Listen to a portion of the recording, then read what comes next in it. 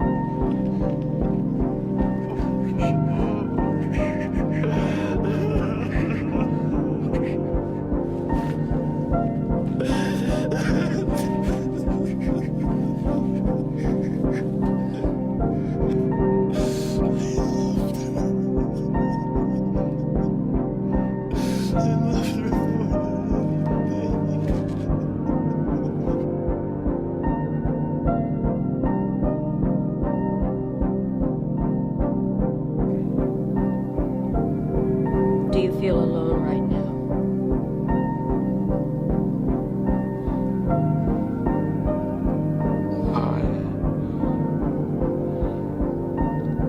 I mean, I'd like to believe I'm not, but I've just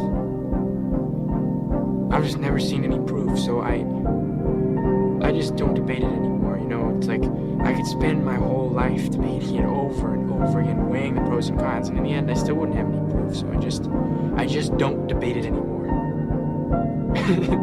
It's absurd. The search for God is absurd. It is if everyone dies alone. Does that scare you? I don't want to be alone. No, I love you. I'm sorry that I said I didn't earlier. It's just the one thing I knew would hurt you. I'm sorry. But you know I love you. And I know that you love me too. It's just that sometimes love isn't enough. At least not for us. I mean, it shouldn't be this hard, you know? We're always fighting and saying things that we don't mean and then we can't take them back, and I hate that. I wish I could forget all of the bad, but we haven't been on the same page for a while now. We've let too many bad days happen in a row, and I'm just tired. I don't know where to go from here. How do we grow from here? Maybe we don't. I think we both know that we've grown apart, that we want different things, and I think the reason that it hurts so bad is because I still love you with all of my heart, and you'll always have a piece of me, but I don't want to do this anymore. I want to break up. I'm sorry. You know I love you, but love just isn't enough. In 81, my fiance, she got together with my training partner. I was so hurt and so baffled that this girl could do this to me. I decided to take all that energy, put it into the gym for the 81 Olympia. I just opened the door to go to the gym that day, that year, and boom, everything was working. It was a magical year. Any exercise I did was, wow, mind-blowing. I would train like every day, like better. She's the best thing that ever happened. I'm much better with her than without her. I gotta tell you, she's everything I'm not. Everything that I would dream about as far as being a person and a spiritual individual and just a genuine person, she is.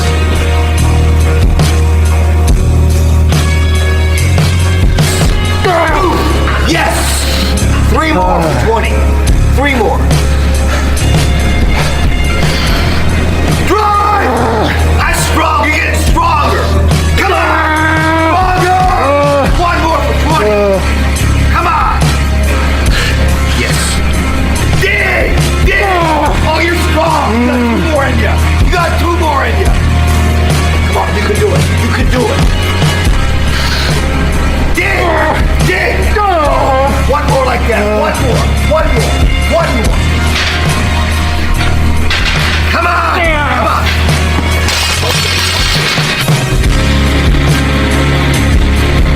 Congratulations.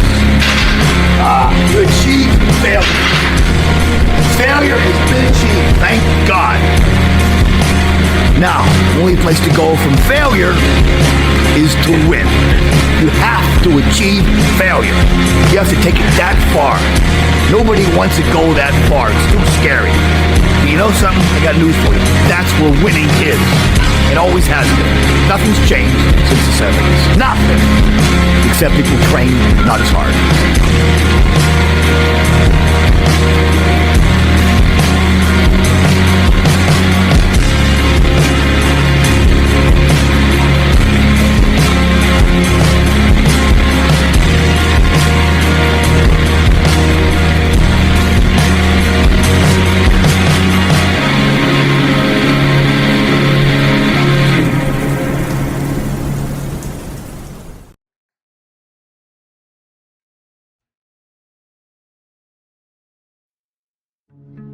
You seem quieter than usual tonight. Every year I come here, I wonder if it should be the last time.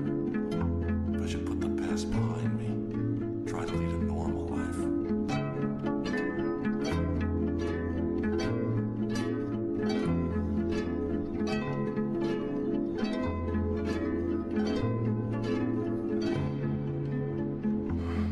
Stop. Just for today. Don't be Batman. Don't be the mask. It's okay. Let it out. Just for tonight. Let yourself fall apart. I promise to hold you together.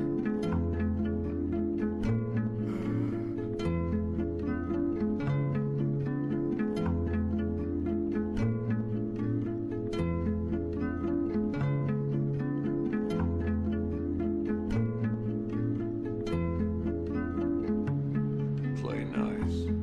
You're not playing at all. No, I'm not. Not anymore. And what's that supposed to mean? It means this is the end, Selena. It means we can. I can. I will see you again, right? No one will.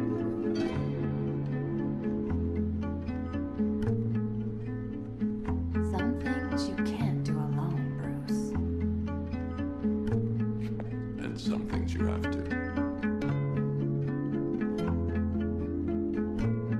Call if you need me. I won't.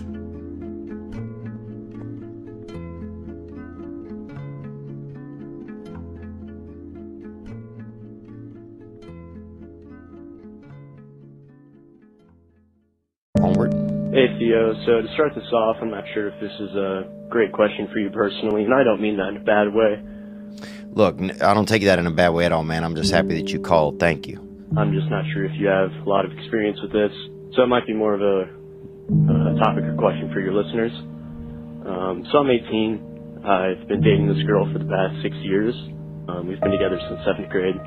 You know, recently she went off to college, and things have been kind of weird since then. And I think she's getting to the point now where she wants to break up. You know, I just kind of wanted your advice on that. I mean, she's helped me through addiction. She's helped me through my parents' divorce, depression, you name it. She's been there. And you know, like I said, I think she wants to break up now. And I was really hoping that, you know, Thanksgiving break is coming up, and I was hoping that she would want to spend that time together and try to work things out more. I'm not sure if that's going to happen. So, you know, man, I just love her, and I'm really scared of what's going to happen, I guess.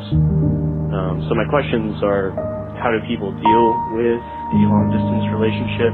And then also, if it does come down to breaking up, how do people deal with such a big breakup? Because, you know, for me, it's almost a third of my life that we've been together. She's just always been there. She means absolutely everything to me. See, I don't know, man. I'm sorry if this is a little confusing. It's kind of hard to keep the thought. But yeah, any advice that you can give would be awesome. Same with your listeners. Thank you for the call, man. No, I think this was, this is exactly what I wanted to, I'm glad you called. Yeah, because I don't want you having to just think about this stuff by yourself and get too swarmed up. Man, I can relate to this. You know, I had an experience when I was right when I got out of when I got into, you know, right around that high school, college time.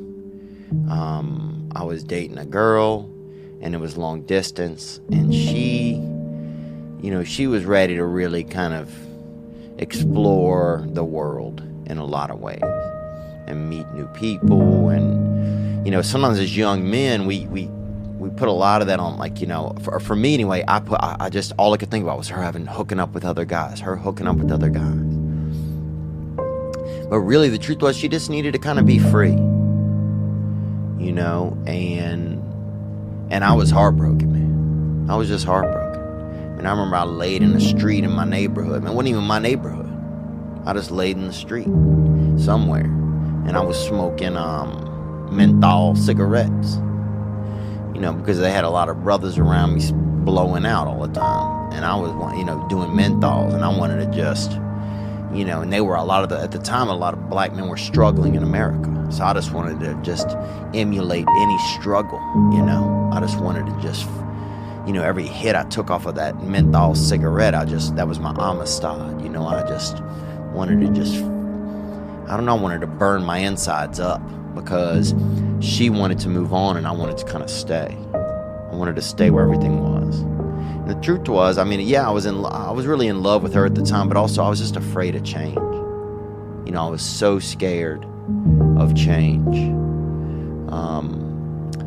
But it sounds like, man, you know, this is somebody you've really cared about. And you said that she was there for some really important times in your life. And sometimes, you know, someone's in our life for a certain amount of time for really important things. You know, and it's kind of great that you've had her for these moments.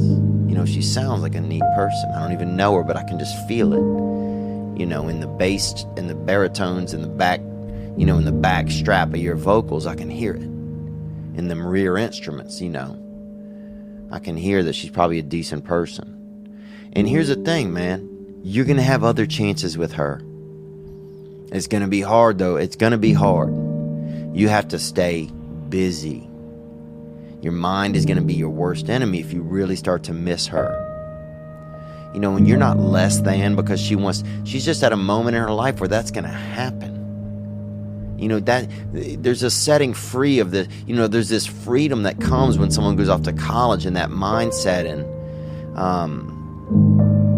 you have to find yourself now.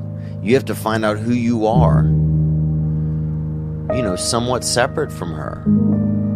And it's going to take effort, man. I hate to tell you that, because I know it's probably going to be hard sometimes to, you know, stay motivated or stay moving if you get those thoughts in your head that she doesn't care, or she's not thinking about you, or she's dating or doing other things.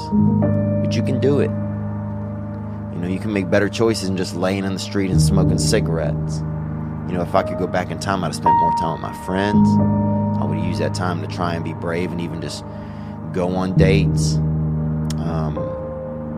But there's a great chance, it's hard to see this when you're young, and I'm not preaching at you, but it's hard to see how many more opportunities you may have to date or to be in love or to have an experience with someone that you met when you were younger.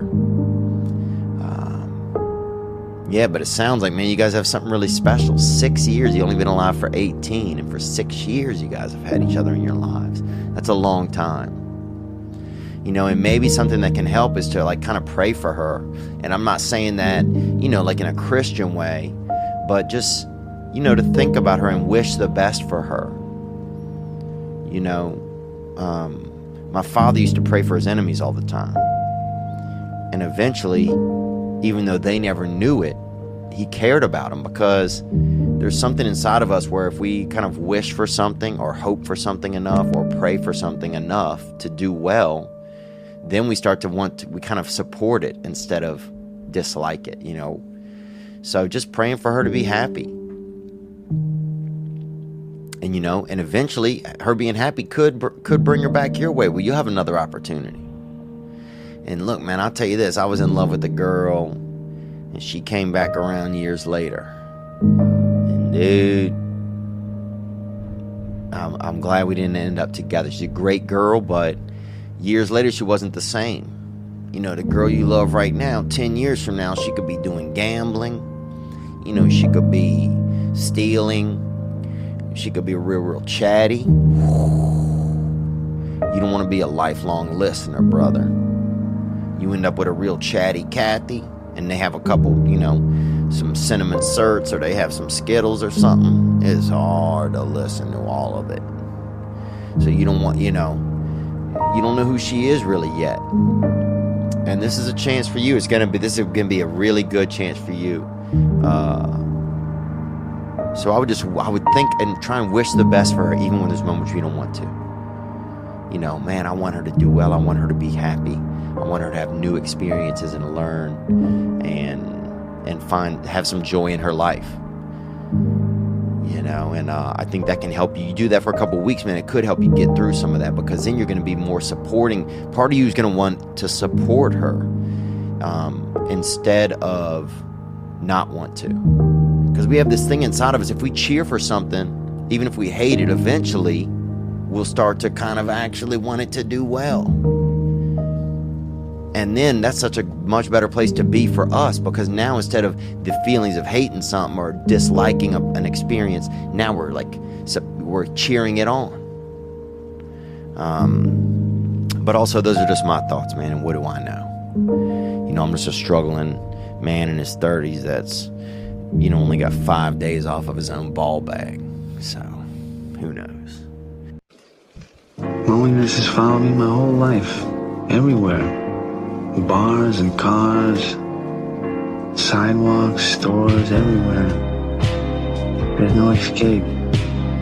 God's only man. Insomnia, nothing's real. Everything's far away. Everything's a copy of a copy. Loneliness came back, worse than I remember. Magic to and fro. Please give me